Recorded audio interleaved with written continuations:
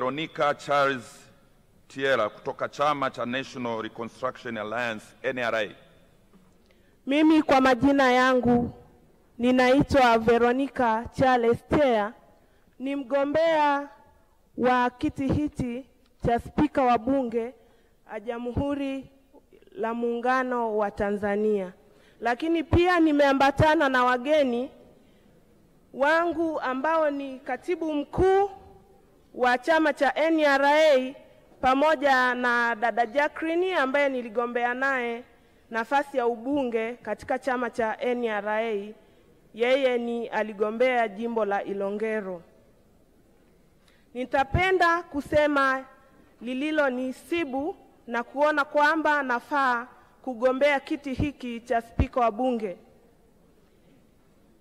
Nitakapopata nafasi ama nitakapoteuliwa kuwa kama spika wa bunge, nina mambo makuu matatu ambayo natakiwa kuyafanya kama spika wa bunge.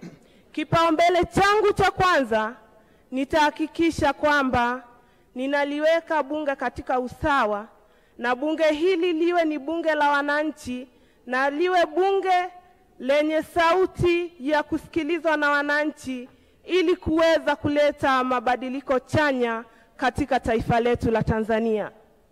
Lakini namba 2, nitatamani kutoa kambi rasmi ya upinzani na kuweka kambi rasmi ya majadiliano. Hili majadiliano haya yawe na tija na kubadilisha taifa letu na kuliweka katika umoja na mshikamano. Lakini namba 3, ninatamani nitakapopata nafasi ya spika wa bunge, nitatumia slogani inayosema taifa kwanza, vyama baadaye. Nikimaanisha kwamba slogani hii imebeba ujumbe mzito sana. Endapo tutaitumia, tutakuwa mfano wa kuigwa kwa sababu imebeba ujumbe mzito. Tukitanguliza taifa tukaacha tofauti za vyama, tutajenga taifa lenye usawa na taifa bora kwa Jamhuri ya Muungano wa Tanzania. Mpongeza Rais Samia Suluhu Hassan ambaye amekuwa ni role model wa wanawake. Amechaguliwa kwa kura nyingi na za kishindo. Hivyo mimi Veronica amenipa nguvu za kusimama mahali hapa na kujiona kwamba naweza.